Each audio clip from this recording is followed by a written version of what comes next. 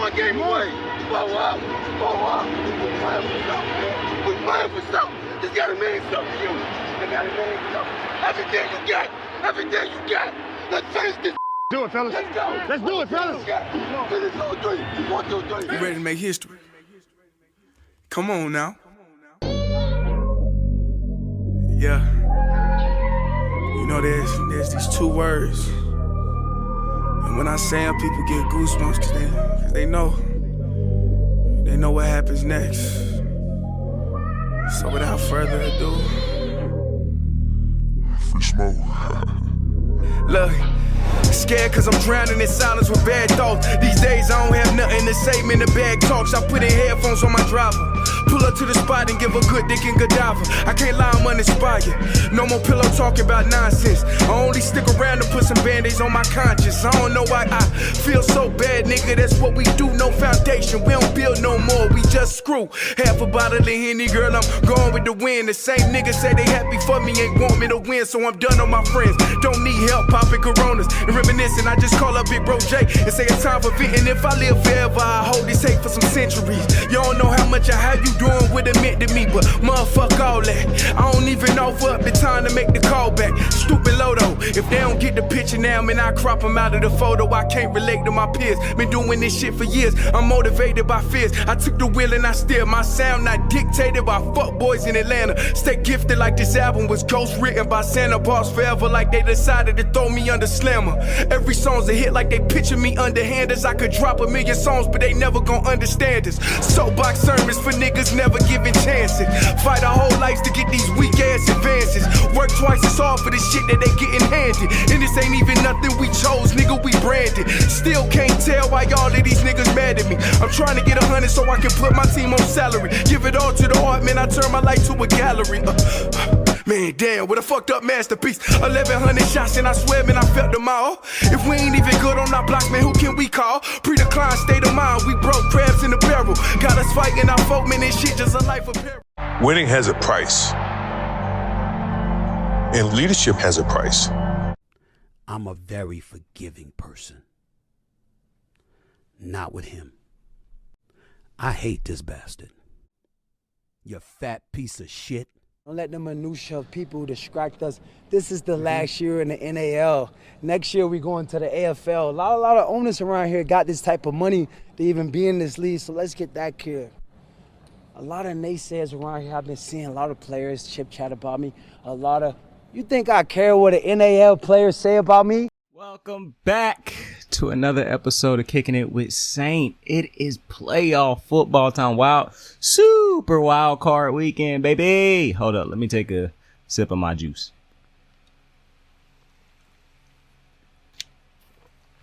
That was more than a sip, bro.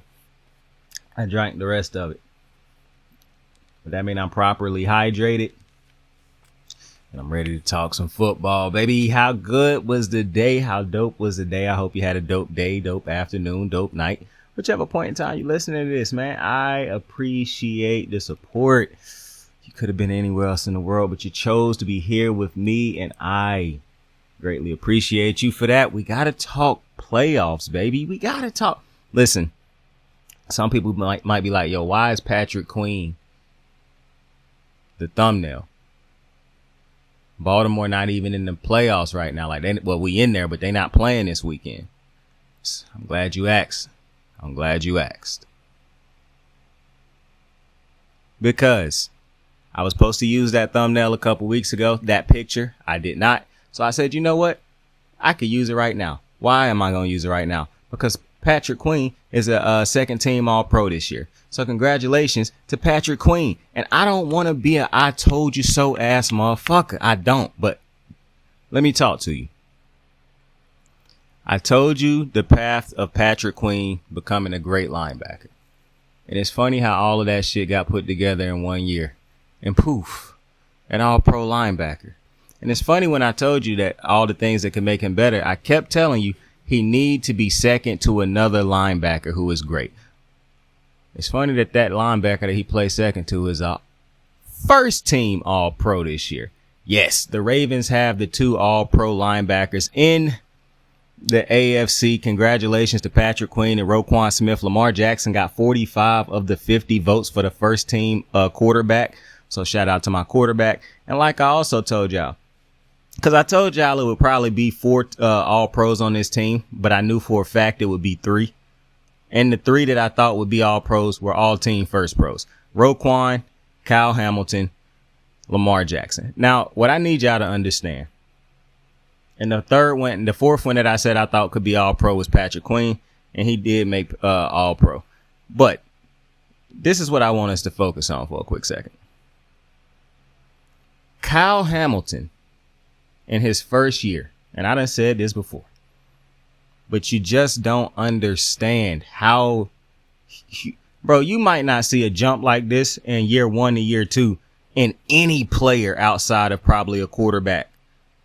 Like Lamar Jackson made the jump. Patrick Mahomes made the jump. Burrow made the jump. Allen made the jump. We done seen quarterbacks make that big jump from year 1 to year 2. Jalen Hurts, Dak Prescott, like we've seen it. However, and we've seen receivers be great early. But to see a position that is as tough to play and as tough to get right as a safety, playing in that much space that young, to see the jump he made from year 1 to year 2, where we couldn't stop bringing up his bad plays in year 1. He was lost out there most of the time. We're trying to figure out what do we do with Kyle Hamilton. He is an all-pro, first team.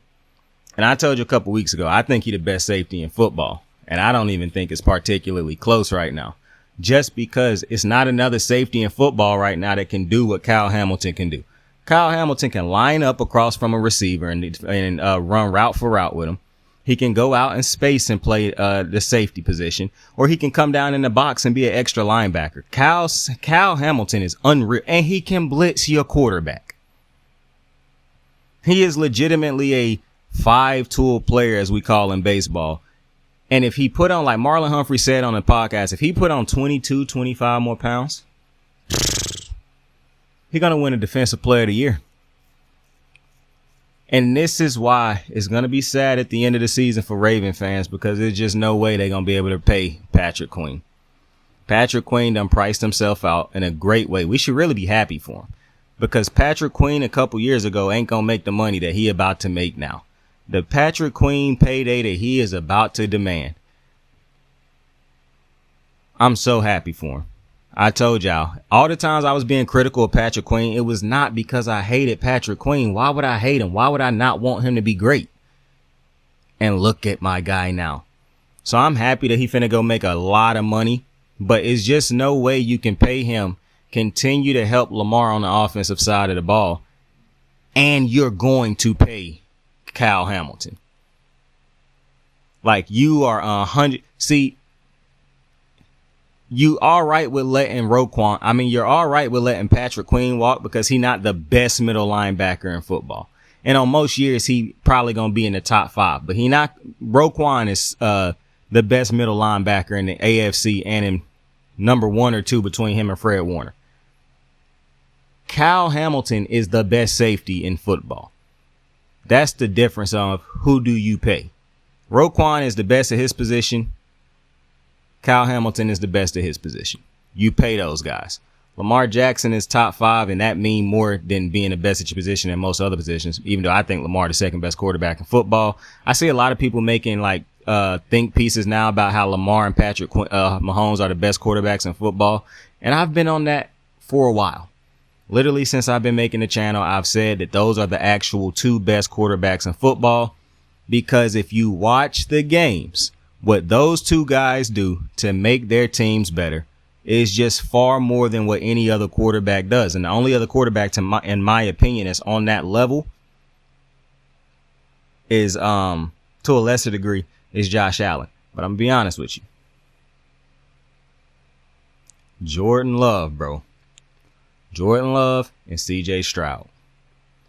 Now, it's still going to take a little bit it might take like another season to really see.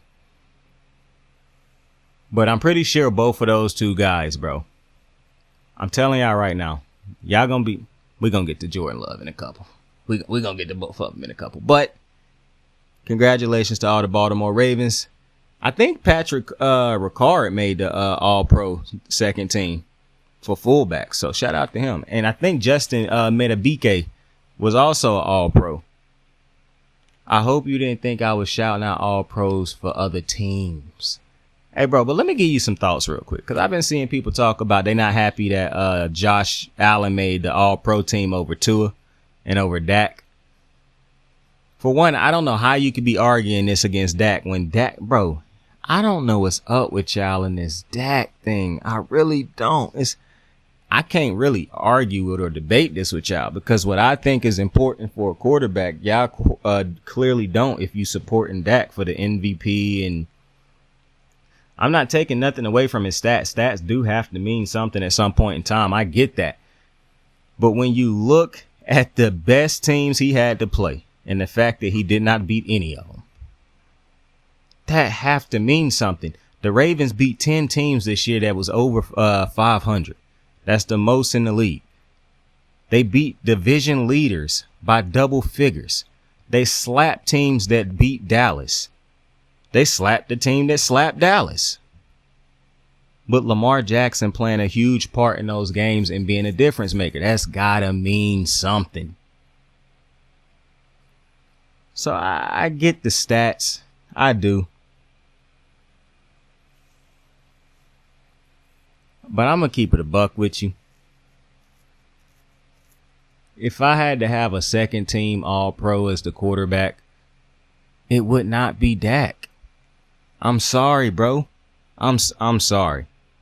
That not being able to beat good teams, that means something to me. I would have took Josh Allen over him also. You can be mad about it. I don't care. Because if Dak Prescott losing the playoffs, then you're going to agree with me. So it's just a matter of time. Either you win the Super Bowl or you're going to be agreeing with everybody who got something negative to say. It's not even negative that we saying about Dak. Nobody is shitting on Dak. Just stating facts. But it's all right. We shall see how this plays out.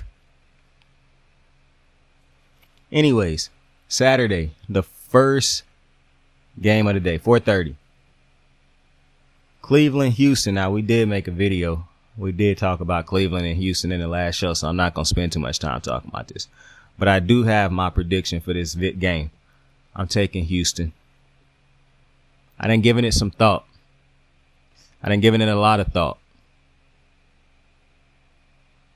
I'm taking Houston. I understand Joe Flacco in the playoffs is a different animal. Joe Flacco ain't been in the playoffs in a good minute. And at the end of the day, I'm still going to take the better quarterback. And in my opinion, the better quarterback is C.J. Stroud. Now, I understand he's a rookie and he can struggle in this first game. And if that happened, all right. But I think he's going to get this big dub at home. So I'm taking C.J. Stroud. And I know they're dealing with some injuries. Man, I'm thinking about the injuries they're dealing with. There's some serious injuries. I'm still taking C.J. Stroud.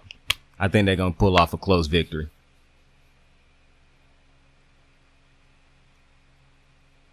Miami, Kansas City. Bro, I was looking at this thing. They say it's going to be like negative 30 degrees. Yo. Call God, bro. Imagine playing in that, yo. That's hell. That's not football weather. That's not football weather, bro. That's some bullshit. That is some bullshit. Imagine playing in that type of weather, bro. I don't even want to get out the bed in that type of weather, bro. That's insanity. Imagine playing in that. Oh my God, bro. I want to kill myself. Okay, we do not promote suicide on the channel. I don't even know why I said that nonsense. But that shit right there make your penis like shrink up. That's the cause of shrinkage playing in that type of bullshit. Hey, God bless the players that's playing in this. I think it's some bullshit that they got to play in this type of weather. Dead at, bro. Can you imagine hitting the ground at negative 30 fucking degrees, bro? The ground is a brick. The ground is a brick. This some bullshit, man. I feel bad, man. People keep saying that Miami might not be ready for this type of weather. I'm almost certain KC won't be either. Like it's one thing to play in cold weather. They don't be playing in this bullshit. They ain't practicing in this type of weather. I think KC got an indoor practice facility. Either way, this is insanity to me. I think the NFL should postpone this game until the weather is at least in better conditions, but the American people are madmen. They will not wait. I'm taking KC in this game. I done seen Miami lose for one, I don't even think Miami got a pass rusher in this game. Phillips hurt, Chubb hurt, Van Ginkel hurt. They don't have a pass rush. So Pat Mahomes going to have time to tear up this Dolphins defense. So you got two things that's about to happen. The awakening of playoff Patrick Mahomes and just Patrick Mahomes with time in the pocket finally in the season, because his offensive line should have a good game. I do not believe that Miami will be able to pass rush. And that's going to fuck a lot of things up because Tyreek ain't getting no healthier. I don't know if Jalen Waddle was playing in this game. Miami is just banged up right now, man. And they on a good little losing streak against good teams. And they can't seem to beat good teams. So, and like I said, the one good team they beat was the other good team that don't beat good teams. Somebody had to win. So, I'm taking KC. Pat Mahomes will rise to the occasion. They got the better coach. They got the Hall of Fame quarterback. I'm taking KC. It's not even a tough game to pick, to be completely honest with you. I wouldn't be surprised, though, if this was like an ugly game, a low-scoring game. Because, oh, my God. It's going to be cold as fuck, son. I wouldn't wish that on nobody. Sunday, Pittsburgh, Buffalo. I'm taking Buffalo. Why in God's name would I take the sorry-ass Steelers? Listen, Buffalo got a lot of problems. I can almost guarantee you none of them will be exposed against the fucking Steelers because the Steelers' defense is not as good as people want to think they are. That secondary is about to get lit the fuck up. Gabriel Davis, I don't even know if he's playing, but if he is, I expect him to have that one playoff game he have every year. Stephon Diggs definitely gonna do some cooking in this game. No TJ Watt. That's a bummer because as good as Cam and Highsmith are, I think you're going to be able to maintain those two and not have to worry about TJ. And I have no faith in Mason Rudolph. At some point in time, Mason Rudolph might get benched. They might put Kenny Pickett in, and he might end up throwing a pick too. At the end of the day, this is the season for the Steelers. They suck. They shouldn't be here, and they're going to go out in one game. So I'm expecting KC Buffalo next week. Green Bay, let's go back to Pittsburgh real quick, though. Because you see, now that Bill Belichick is fired as the head coach, they could say mutually parted ways. We know what that shit means. Now that that's done happened, though, I now think that gives Pittsburgh a window to let go of Mike Tomlin if they don't have a good season next year. Like, I think the end of Mike Tomlin in Pittsburgh now could be far more closer than we originally thought. Because I thought they probably would have fired him the last. I'm going to be honest with you, bro. Pittsburgh's culture has divulged into it is no longer about championships. It's more about finishing over 500. And I feel like the whole city and fan base done accepted that. So I haven't expected them to move off of Mike Tomlin, because when you become as mediocre as the Steelers have become, as shocking as it may be to see such a fall from grace, once you realize a team is sitting in that mediocrity, you just accept it, you know? That's what I have. Now, whether that be because I'm a Raven fan, so it was easier and quicker for me to accept, I don't know. But listen, Pittsburgh, if they come out the next couple seasons looking like they've been looking the past couple seasons, but you take out the playoffs because they ain't making the playoffs next year if Joe Burrow healthy, I'm gonna be honest with you, man. I think they could finally make a move off of Mike Tomlin. But if they don't, hey, who cares? They can remain ass. I could care less, bro. I could care less. But speaking of the Patriots, shout out to Gerard Mayo, African-American head coach. He got that position in New England. I'm interested to see what he do because he a defensive player. Obviously, he spent the majority of his career, if not all his career, with the New England Patriots, won multiple Super Bowls with the New England Patriots, was a captain for multiple years with the New England Patriots. He's a great player. He's been under Bill Belichick for the last couple years. I'm very interested to see how this goes. Now, in my opinion, if they want to get the most out of Gerard Mayo, bro, they cannot try to copy and paste him and Bill Belichick.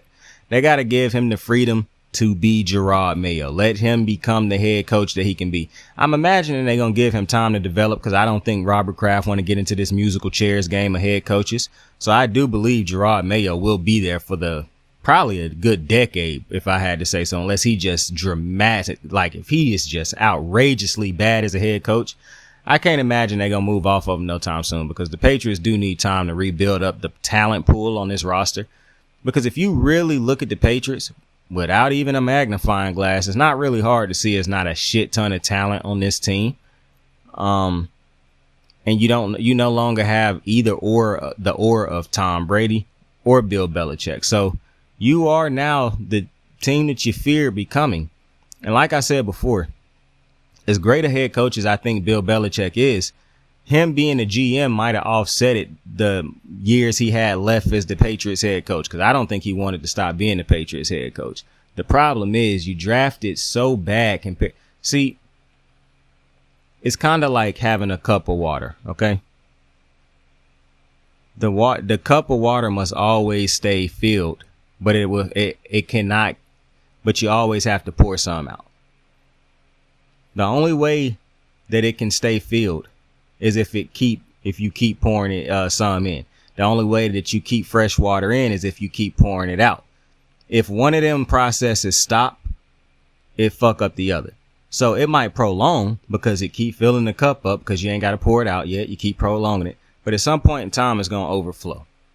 Or at some point in time, you can keep pouring water out, but if it don't keep coming in, then there's nothing left to pour out to take in the fresh water. Or you can hold water in as long as you want to, but eventually at some point in time, you got to get fresh water. So that might sound like a mouthful right there. But the thing is, basically, at some point in time, even though he might have drafted good, he might still been a good coach, the drafting wasn't good enough. And the bad drafting started to overtake the good drafting, and you couldn't outcoach the talent that you had there, because eventually it was no talent there to be coached up. And then once you finally started getting new talent in to be able to coach up, it was too late, because everybody around you had evolved. That's the one problem a lot of organizations make. You think about everything that you got going on and you forget the people around you evolving at the same time. And in the Patriots case, everybody wanted to be better than the Patriots. So I'm interested to see how this next era of Patriots football go. I don't know much about the GM. I don't know who he gonna hire as his offensive coordinators, his defensive coordinators, if he gonna call the defense.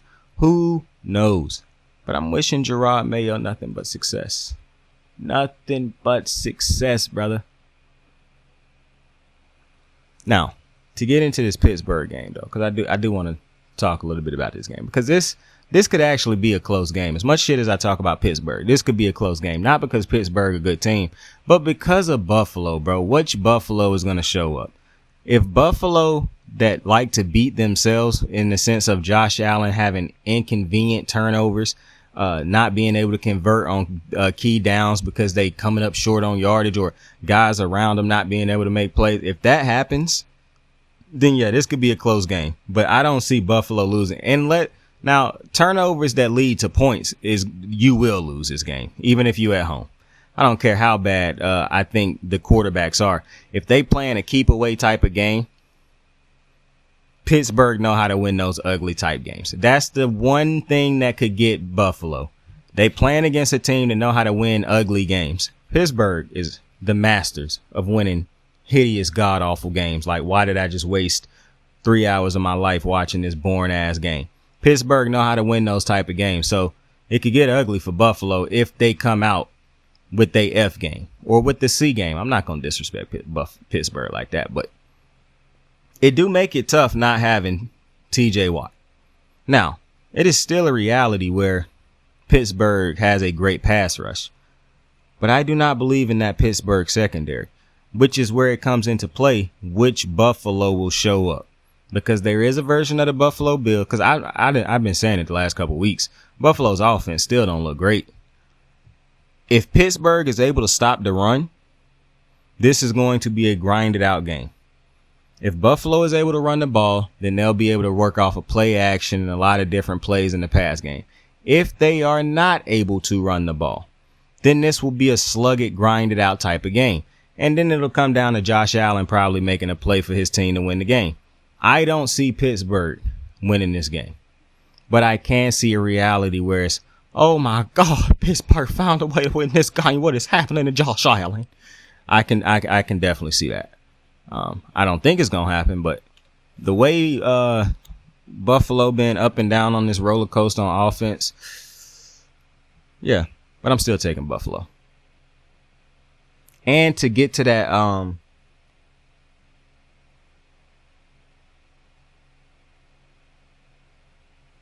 what the hell? Oh, also, I want to backtrack real quick to the Kansas City game. One of the biggest problems that Tua is going to have in this game is the same problem I think he's been having against good defenses with a great quarterback on the other side of that game. You can only play this game of let's try to figure it out for so long. Or hit the first dude that's wide open.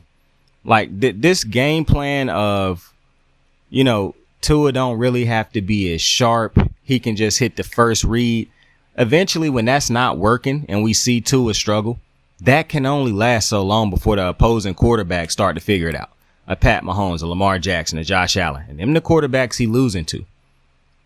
That's the one he playing on the other side of the ball. So let's say Kansas City start the game off rocky, like they done had a tough offense the last couple weeks. I don't know how Rice made that team, all rookie team over Zay Flowers, bruh. But that's neither here nor there. Imagine Kansas City come out of this game and they start off slow. Well, their defense, I believe, will force Miami to start off slow. Now, let's say Miami start off 14 points, but KC is able to still stick around, like say they got 10 points. They down 4 points. And then Kansas City start to figure it out. It's Tua, and they start cutting off those quick plays that Tua get. That's the problem. Tua has not evolved past the first read or sticking to the playbook or the play call sheet that Mike McDaniels call out. It's the same thing I said about Jared Goff, bro. There is a ceiling for these type of players. They look their best when the play calling and the players around them is at their best. Brock Purdy. But now I haven't said Brock Purdy got a ceiling yet because I'm still evaluating. But when you see these type of things happen, the thing that fucked those players up is when they get off schedule. And this did happen to Brock Purdy against the Ravens. But look at Jared Goff when he got to get off key and make plays. A lot of interceptions. Look at Tua when he got to get off key and got to make play. A lot of interceptions. Overthrows. Bad throws. That's the problem I think that you have with Miami. And I don't think you're just going to fix that in one game in the playoffs, seeing as how it's been a persistent problem all year. And Tua's contract is coming up. And I'm very intrigued as to what do you do, because obviously Miami ain't losing nowhere near enough games to get a top pick in this draft. I do not believe that there is a soul in this draft that would trade away a top pick in the draft to get a Tua Tagovailoa. What I think at this moment you got to do at Miami is try to re-sign Tua to a cheap contract, or you got to sign him to a contract to get a whole bunch of incentives in it. If I'm Tua, I'm trying to get the most money that I could possibly get that's not incentive based. But if I'm Miami, I'm trying to get as incentive based a contract as possible, because what I'm trying to do is see if I can get a quarterback to fall in the draft, get Mike McDaniels to coach him up and move off of Tua. But I do not think Tua Tagovailoa is a Super Bowl quarterback. For one, his biggest problem is a problem that I don't know how you overcome it. Because for one, I don't really trust left-handed throwers as it is. That's why I'm probably not big on Michael Penix. But the fact that you cannot play off schedule, that's been a problem with Jared Goff every year. He got to a Super Bowl and that's still been a problem with him. So Can Tua get to a Super Bowl with superior coaching? Hell yeah, but I don't know if you can't get there with this Miami offensive supporting cast, bro. I don't know, man. But if I'm Miami, I definitely got to re-sign him. Like, there's no way you don't. You don't draft high enough to get a different quarterback. You have to hope that one fall, or that you see something that you like, that you think is a special player, and you able to trade up to go get him like they did, Kansas City did, Pat Mahomes. But other than that, you pretty much stuck with Tua. And I'm not saying that in a bad way. Get your money, my guy. Green Bay, Dallas, 4:30 on Sunday.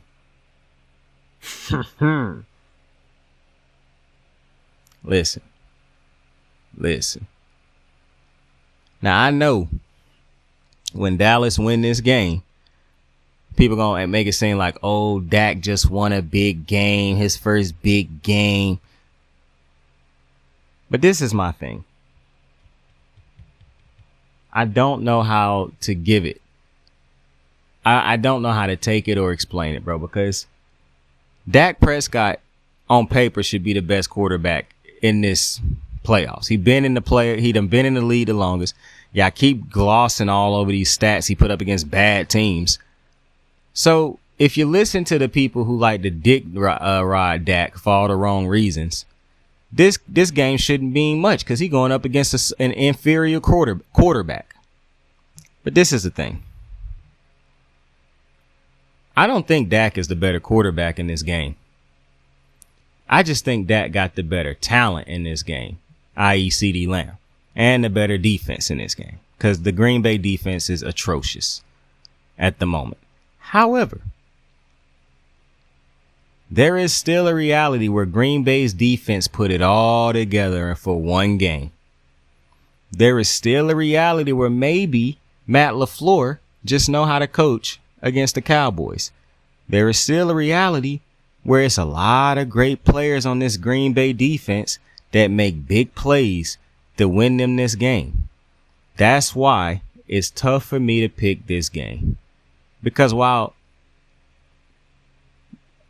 if you one of them dick nut guzzlers for Dak for all the wrong reasons, yes, he should be playing against an inferior quarterback. However, like I said, I don't think he's a better quarterback. So it put me in a dilemma. Because I should not think this is a big game because I don't think he's a better quarterback. But I'm not a dumbass. This is Jordan Love's first playoff run. So that's where the difference lies. So yes, I do expect Dallas to win this game at home. I do not expect for this to be a particularly close game if Dallas go out there and do what they're supposed to do against his defense, considering they are at home. However, there is a reality where Jordan Love step up and make big plays. However, I do think this the crowd noise and things will get a little too loud at certain points. I think there will be plays. It's so tough, bro, because I think Jordan Love is the better quarterback in this game. And I believe there is a reality where Jordan Love just outplayed the fuck out of Dallas in this game. Not just Dak Prescott. Because Dak Prescott can have a good game. I think there's going to be plays on the field where you like, bruh, if he was at that level, boy, if he was a couple years in, boy, he would have been. I think he could make those plays right fucking now. And if he did, I would not be shocked. That's how much. I told you, I think Jordan Love the best quarterback in the NFC.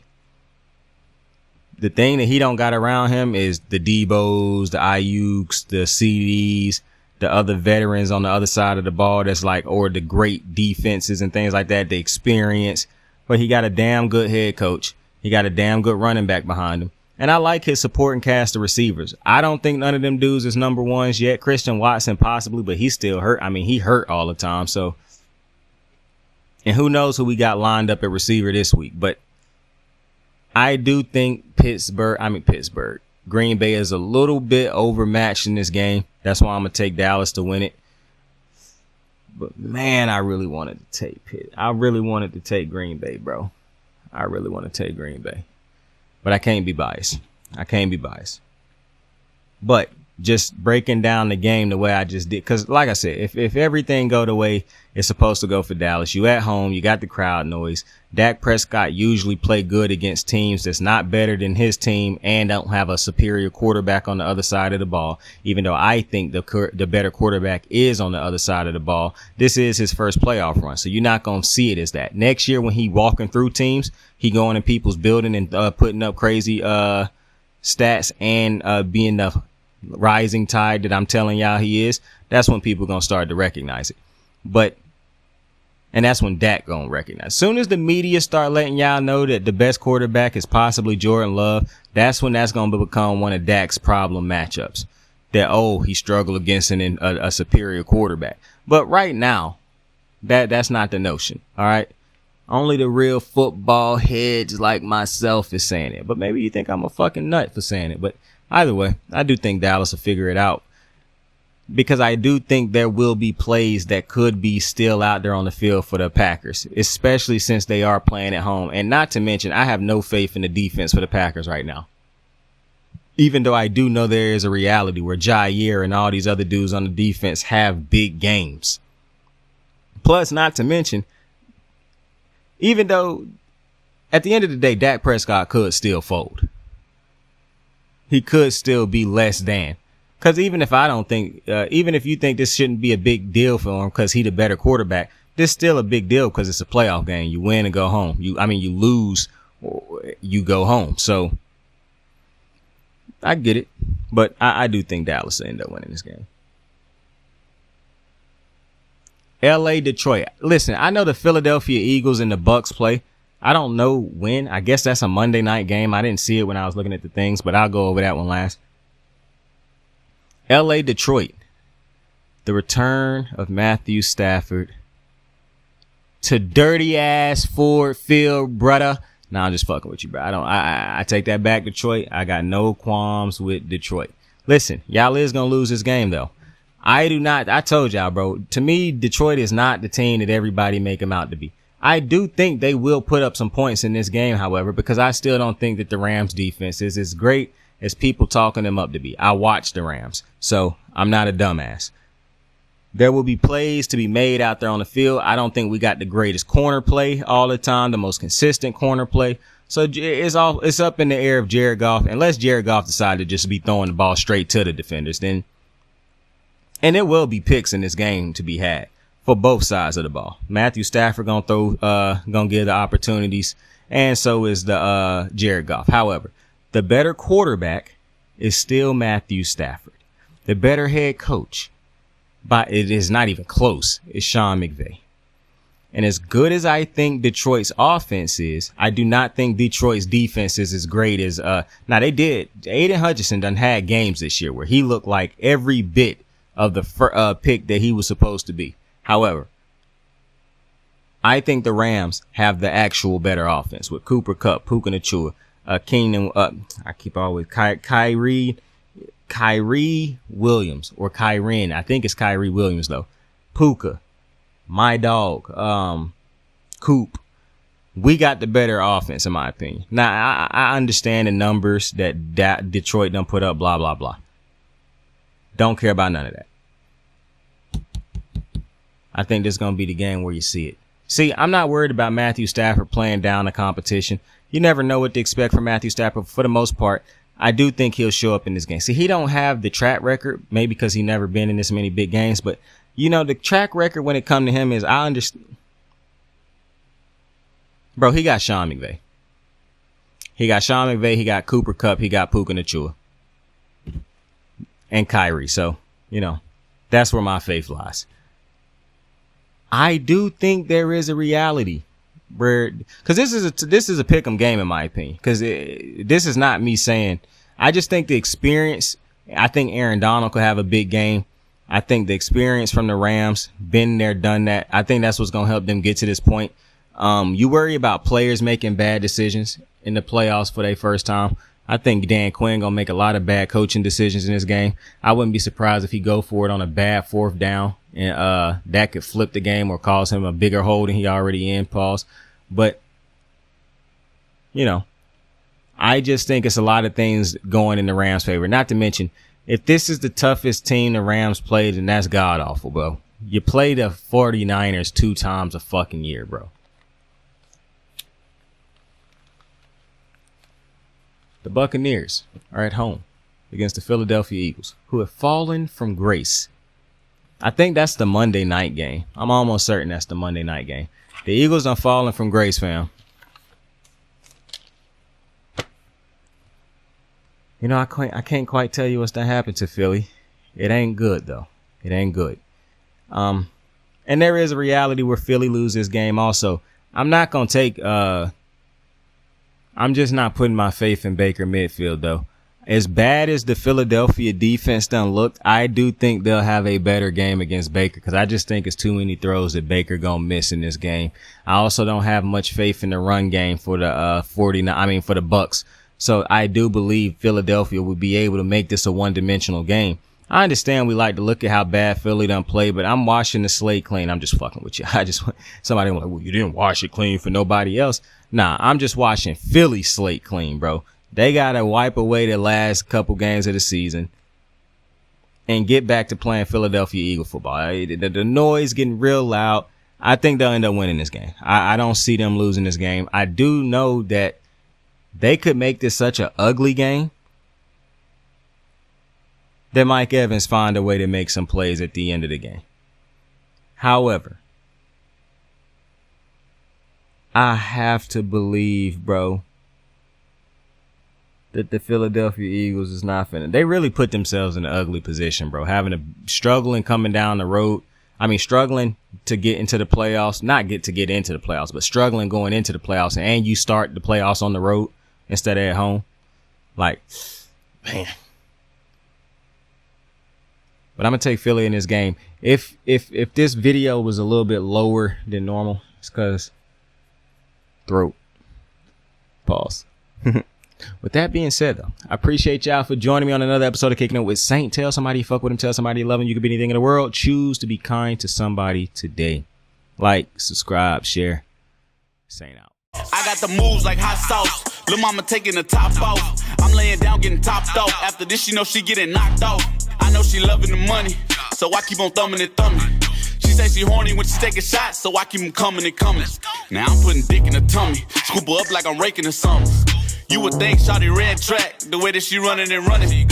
You getting dumber and dumber. You out here chasing the bone. After she finished from giving me dome, the Uber is taking her home. Tight.